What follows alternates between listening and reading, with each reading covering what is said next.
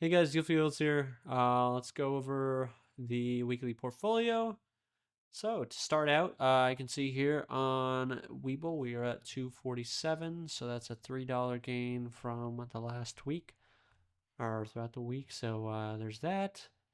Um, Slowly going up, but it's gonna be a while. You can see still 81% down on the open P&L. So yeah, there's that. As far as, oh, you know what? I forgot to start the video with this, but it's never too late. You can see here that the market mostly green. There's a few red areas. There's like energy that's kind of red, and there's a few companies here and there. But overall, pretty green for the week, which is good because last week was pretty bad. Um, so there's that. Overall. But moving back into the M1 Finance portfolio, we can check on a week here, and we're up about 2.4%. And we can see each of the slices here. If I sort, the highest being semiconductors, being led by AVGO, up 5.84%, which is quite a lot. And a little bit of NVIDIA as well. Financials being led by mostly MasterCard and Visa, but overall really well as well. Really well. And real estate, which is actually somewhat surprising. That is being up, led by Prologis, which is about 4.5% almost up, which is very good. And in terms of the things that we are like the lowest growth, well, fortunately, there's been all positives in each sector. Energy is the lowest, with a few going up and down. Obviously, EMPH is kind of the most volatile here, so it goes up and down quite a lot. Funny enough, I just went to go tour a house, and I saw an Enphase Energy little box on the side of the house, and I was like, hey, I own some of that. So that's kind of cool. But you can see it's actually quite under its target, so it's definitely lost money since we've invested in it. Because I think there was a week when it down like 20% almost. It was crazy. Industrials, there's that. Seems like John Deere or the Deere and Company is a little bit under, which sucks, but um, overall not bad. And consumer staples, there you go. All of them are positive. So mostly positives for this week in terms of this portfolio, which is very nice. Unfortunately, not the same is true for the Composer algorithmic trading portfolio. I think the end of last week we sold out of SVIX, went into SQQQ. Well, on Monday, SVIX was green, so that was great. Or yeah, SVIX was green. Then at the end, I think at the end of Monday, we sold out of SKQQ, went back into SVIX, and then it went back down to red. And I think we're still in SVIX now. Uh, or no, we went to Soxal, I think, on Friday. We can check that out. Yeah, you can see here Soxal from SVIX. So there's that. So we got kind of wrecked on that portfolio. You can see we're down about $300 on this, which really does suck. I wish they would have like total percent difference. Like, I don't really care a whole lot about these. I just care about, the P&L. But um, you can see here we're actually up on both of these portfolios finally. These ones are just, I feel like, slow burners, right? They're a little bit more safe. And they just slowly go up. I mean, I say slowly, but they're actually a lot higher than the average portfolio in general. In fact, we can like check that out on the simulated. If we just go max, this goes back to 2011, and we have about 78% with 26 max drawdown, which is very good, right? And this one's just pretty simple. Switches between health and consumer staples and bonds, and that's basically all it does. I will say this one trades quite a lot, like almost every day. It trades a lot, so you can see Friday, Wednesday, Tuesday, Thursday, Wednesday, Tuesday, Monday. There's a lot of trades in this one, comparative. to the other symphonies that we're invested in. This one kind of true. It's kind of the same as true. Well, I guess maybe not. This took a week. Currently in TLT and XLU, but both of these are pretty decent. If I go into this one, this is I think even safer than the other one. So yeah, 13% max drawdown, which is very low, and you can see here, which is really nice. Pretty much up and to the right, and OOS start date up until there, like it actually had a jump right when that started, which is kind of interesting. That's like I've never seen that before, but very up and to the right, which is very good. This max drawdown is very good as well, and you can see the Calamari score is very good. And this goes back to 2011, and this is no leverage, right? So we can take a look at here as well. This one's a bit more advanced. I'm not going to go through it.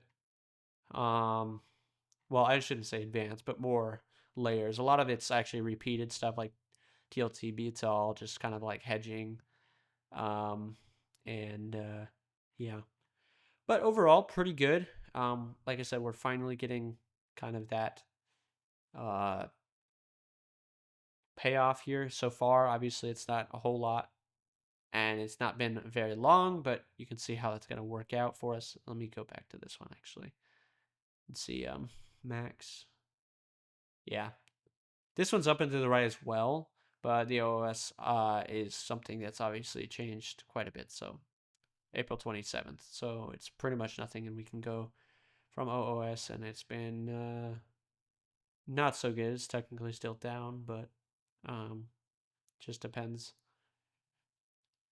And then there's this one. This one, the problem, obviously, like I said, when I went into this, it's very risky, like very risky.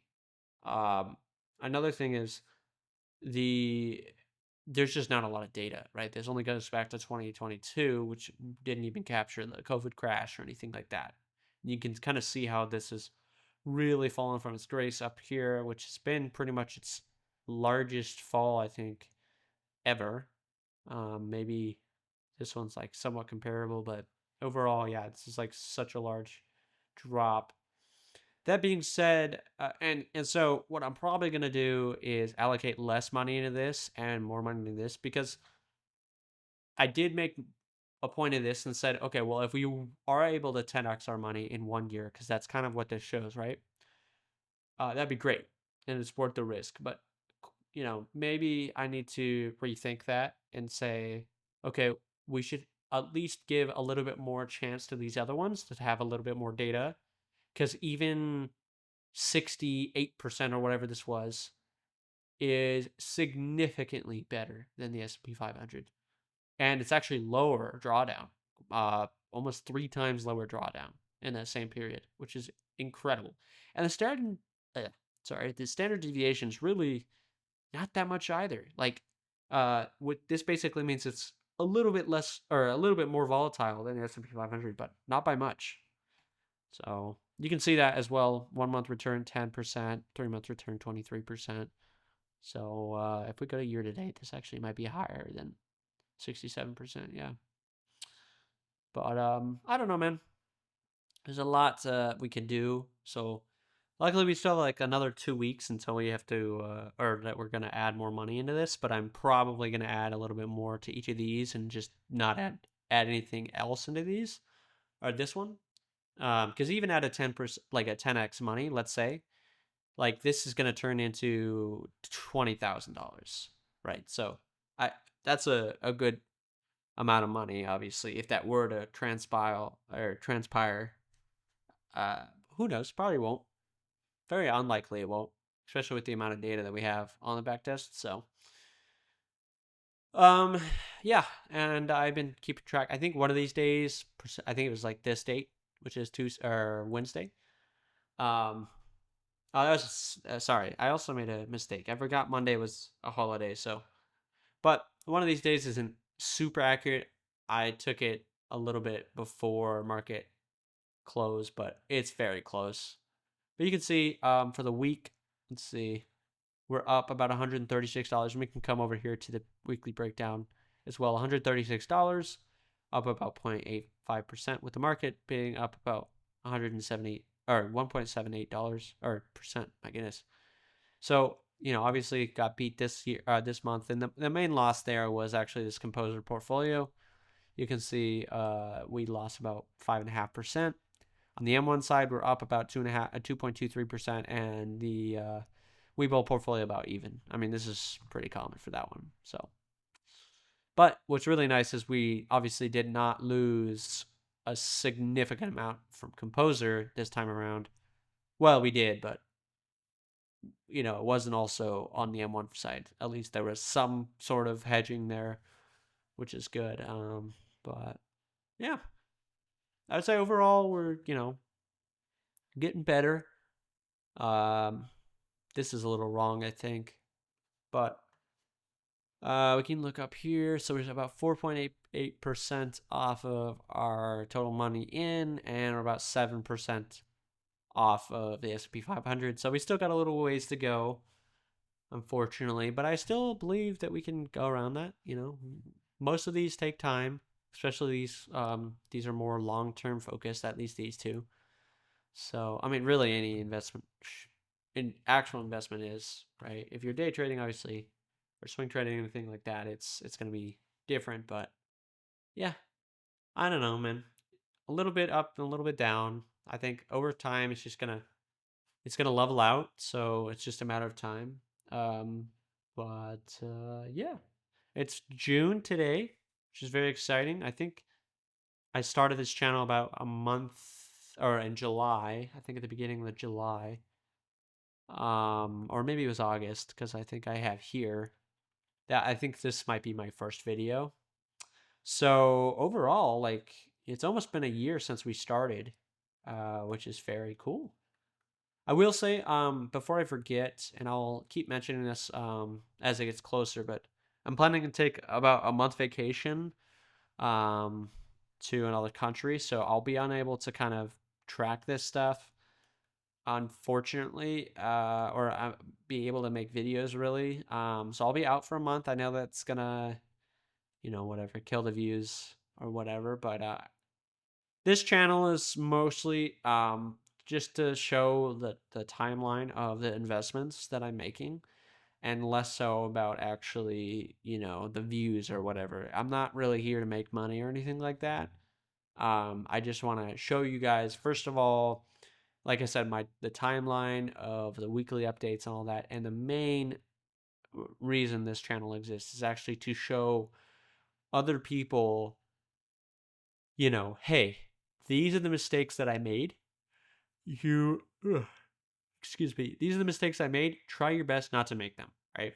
And there's a lot of mistakes I've made, especially with like the high yield dividend stuff. I got into that way too heavily, and I know a lot of people were like, oh, make this only 5% of your portfolio or whatever. But I think high risk, high reward kind of thing. That's what I've been telling myself.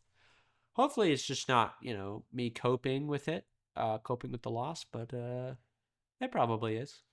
But overall, I mean, it's been fun at the very least. So yeah, I think that's it for me today, guys. Obviously, I keep forgetting to mention, but in the description, if there's anyone listening still, and you want to try out either Composer or M1 Finance, I do have like a referral code if you guys want to use that. I think if I refer you on here, let me show you. I think you guys get $75, which is nice.